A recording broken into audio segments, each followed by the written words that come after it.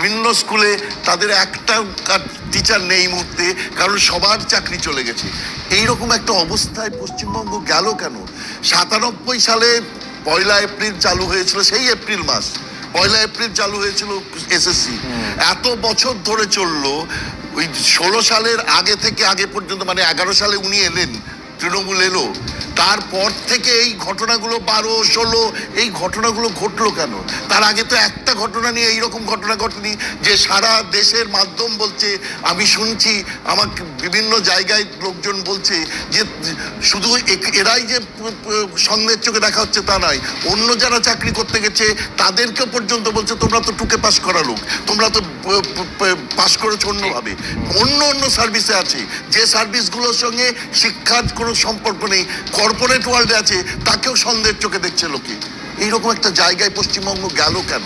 আজকে এক সময় পশ্চিমবঙ্গ সাংঘাতিক একটা মানে নাম পাতো, মানে what Bengal things today India things tomorrow বলা হতো, সেই জায়গা থেকে আজকে এইরকম একটা জায়গায় চলে গেলো একটা ফেইল্ড গভর্নেন্স, এমন একটা শাসন, এমন একটা জায়গায় চলে গেছে, ব্যর্থ শাসন। এই শাসনের কোনো মানে নেই। এই শাসন থেকে আমরা মুক্তি চাই, আমাদের ছেলে মেয়েদের মুক্তি দিতে চাই।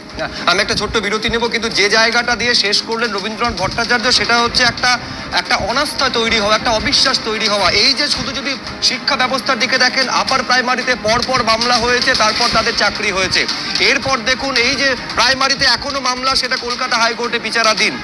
9, 10, 11, 12, গ্রুপ সি, গ্রুপ ডি 26,000 চাকরি চলে গেল। আমি বলছি শুধুমাত্র স্কুলের ক্ষেত্রে নয়, সার্বিকভাবে সরকারি চাকরির ক্ষেত্রে কোথাও একটা অনাস্থা বা অবিশ্বাস কি তৈরি হচ্ছে না? সেটা যদি তৈরি হয়, নিঃসন্দেহে সেটা অত্যন্ত দুর্ভাগ্যের। একটা ছোট্ট বিরতি নেব, বিরতির পর আমি আবার এই আলোচনায় ফিরে আসছি। চোখ রাখুন নিবেদনে, জিবিজি হেক্সা টিএমটি পাক্কা হ্যায়। বিপর্যয়ের দায় বিজেপি সিপিএম এর উপর চাপালেন মুখ্যমন্ত্রীর পদত্যাগ চেয়ে সরব কংগ্রেস সিপিএম। গ্রেপ্তারে চান শুভেন্দু অধিকারী। ঘণ্টাখানেক সঙ্গে সুমন, রাত 8টা।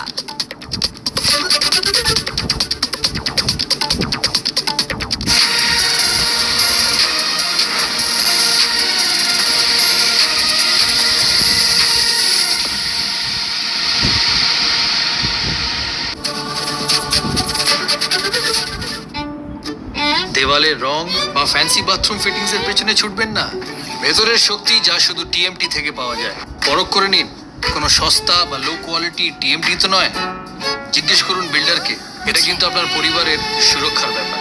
সবচেয়ে শক্তিশালী, সবচেয়ে মজবুত ক্যাপ্টেন টিএমটি, বাড়ির আসল শক্তি।